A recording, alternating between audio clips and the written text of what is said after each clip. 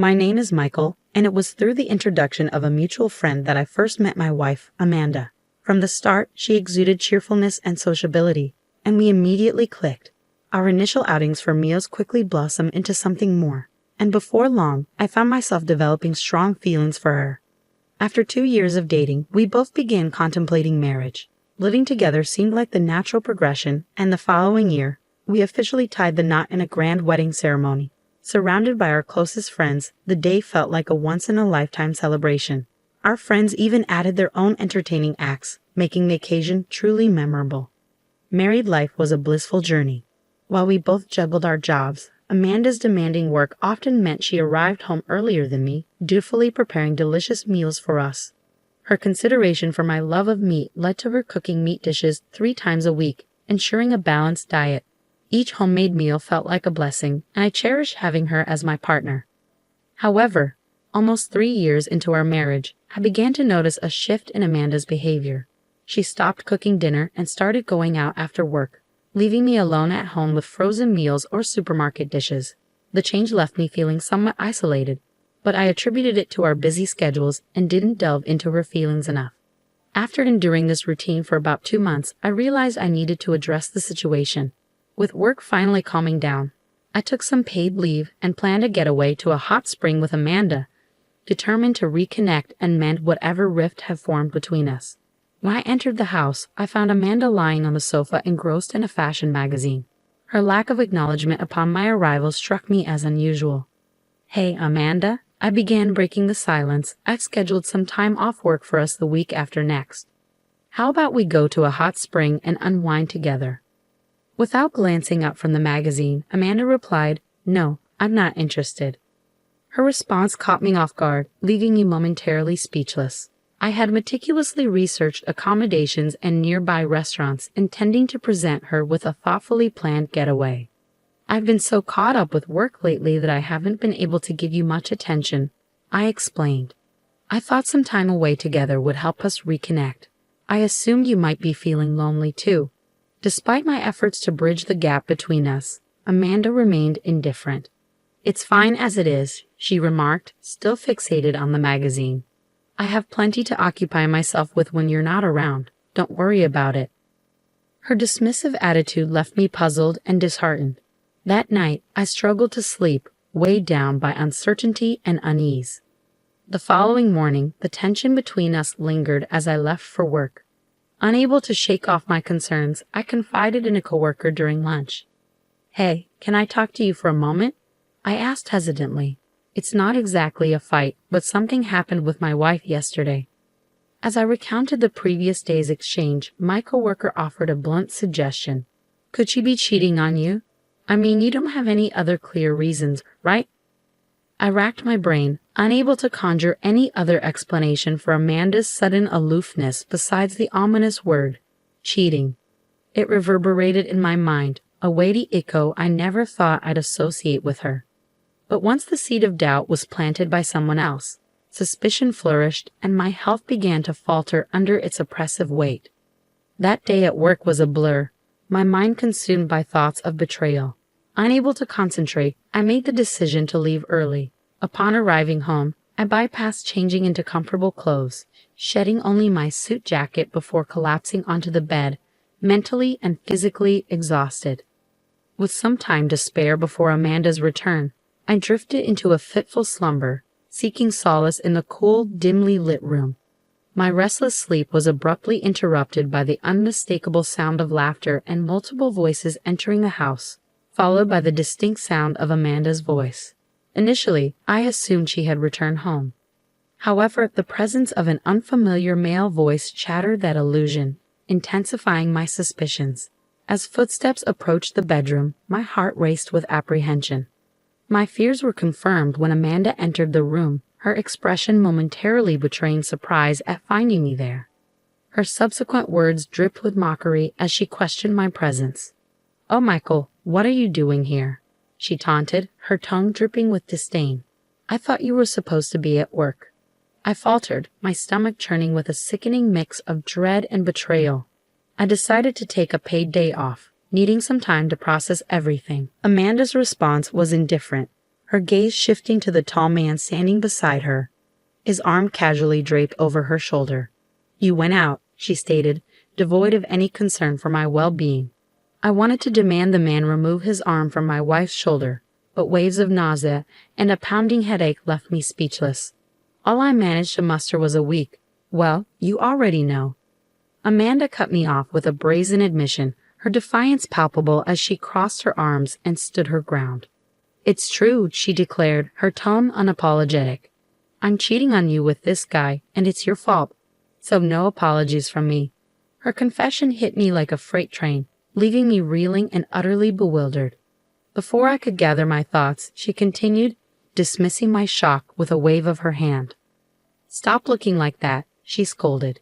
"You've neglected me for so long. Scott treats me like a woman, and being with him fills the void in my heart. He's always up to date with the latest trends, being the president of his own company. Plus, he's fun and exciting." As Amanda praised the man, I finally recognized his face. It all fell into place when she mentioned his position as a company president. He was the head of XYZ Company, a client I had been working closely with. His meteoric rise in the industry, starting his business in his 20s, had made him a notable figure. I recalled our interactions during business meetings and exchanging business cards, never imagining that he would become a central figure in this devastating revelation. "Why?" I asked Amanda, my voice trembling with disbelief. "Like I said before, that's why," she replied nonchalantly, her tone devoid of remorse. "But I'm fine with getting a divorce."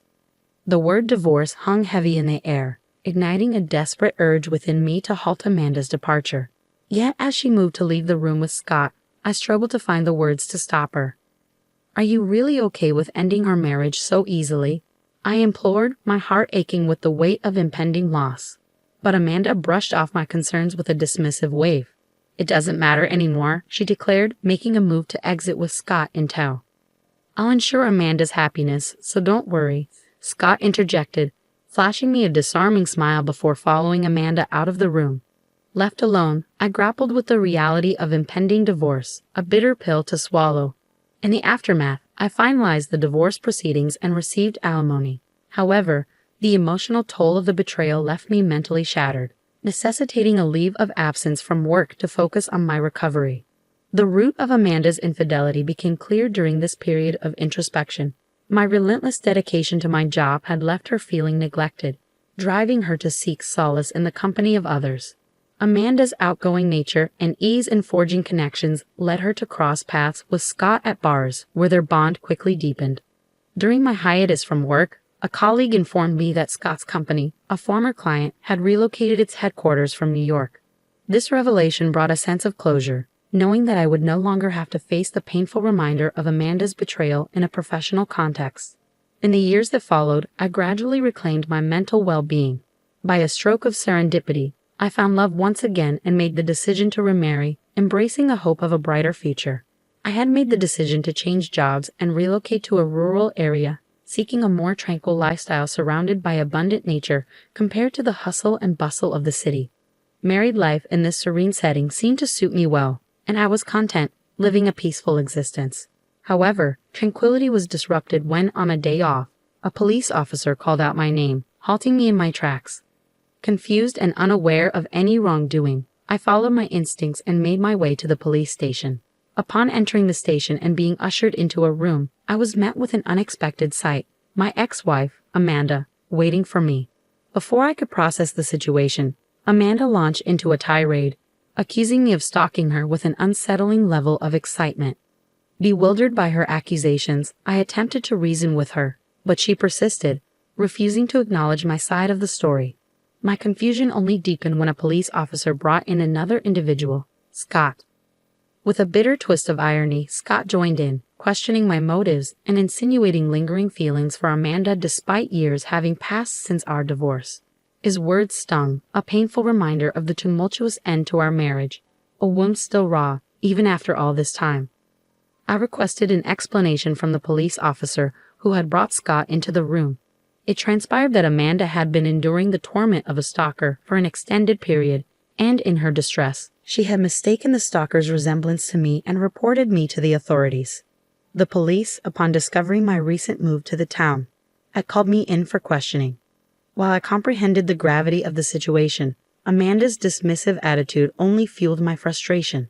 However, the police officer intervened, urging me to remain calm and suggesting that I provide evidence to support my innocence. Determined to clear my name, I arranged for someone to accompany me to the police station. Within minutes, the chosen individual arrived, prompting a startled reaction from Scott. "Elizabeth," he exclaimed, his surprise palpable. "Hi, big brother. It's been a while," she greeted warmly, revealing her connection to Scott as his sister. In a twist of fate, I had remarried Elizabeth, Scott's sister. Scott and Amanda, unaware of this revelation, appeared visibly flustered. As the truth unfolded, it emerged that Scott's infidelity with Amanda had been discovered by their parents, who subsequently distanced themselves from him. His parents, prominent figures in a company with numerous business ventures, chose to support me upon learning of their son's wrongdoing. Initially hesitant to face the family of Amanda's lover, I found solace and understanding in their company as we spent time together, my heart gradually finding peace amidst the turmoil. I found love once again, this time with Elizabeth, Scott's sister, and we eventually tied the knot. Scott's reaction was one of disbelief and outrage.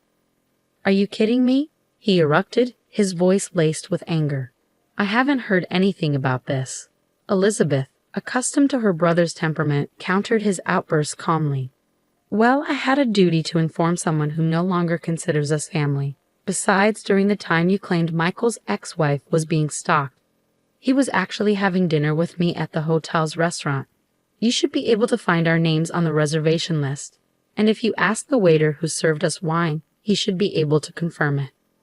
With Elizabeth's testimony, I was finally exonerated of all charges. As we left the police station, grateful for Elizabeth's support, Amanda and Scott confronted us, their intentions clear.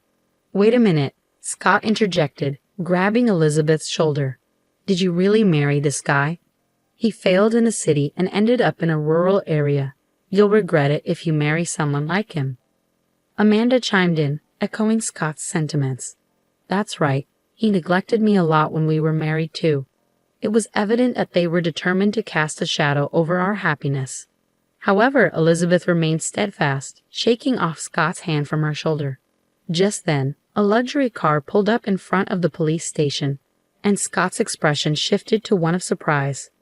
"Oh, Dad," he exclaimed, realizing who had arrived.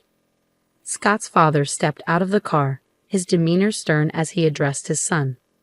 "I have no reason to be called Dad by you," Scott's father retorted sternly, addressing his son's disrespectful behavior toward Elizabeth and me. "More importantly, it seems you have been quite rude to my daughter and son-in-law." Scott shrugged dismissively. "Well, can't be helped, can it? Are you really okay with Elizabeth marrying this loser?" His father's expression hardened. "What's with your attitude toward the heir to my company? If anyone's a loser here, it's you. Your business only succeeded because of good luck, and you've been acting all high and mighty without even understanding proper management. You have no right to badmouth Michael. Indeed, I had relocated to this town to study as a successor in my father-in-law's business, having changed jobs to a group company based in this area." As the truth sank in, Scott's confidence wavered, his shoulders drooping in defeat. Meanwhile, Amanda attempted to salvage the situation, but her efforts fell short in the face of the undeniable facts. "What does this mean?" Scott finally managed to utter, his voice strained with uncertainty. "You said you'd inherit the company," Elizabeth reminded him, her tone tinged with disappointment. "Scott's company is doing well, right?" However, the truth soon emerged. Scott's company was on the verge of bankruptcy, and considering his extravagant spending, he was likely in debt as well. Scott fell silent, the weight of reality settling heavily upon him as his father's words rang true. Elizabeth delivered the final blow, highlighting his empty promises to make Amanda happy and questioning his judgment. With the truth exposed, the suspicion of stalking against my ex-wife was cleared. In the aftermath, Scott's company collapsed and Amanda parted ways with him. Meanwhile, I found myself liberated from the curse of Amanda and Scott, living a contented life with Elizabeth.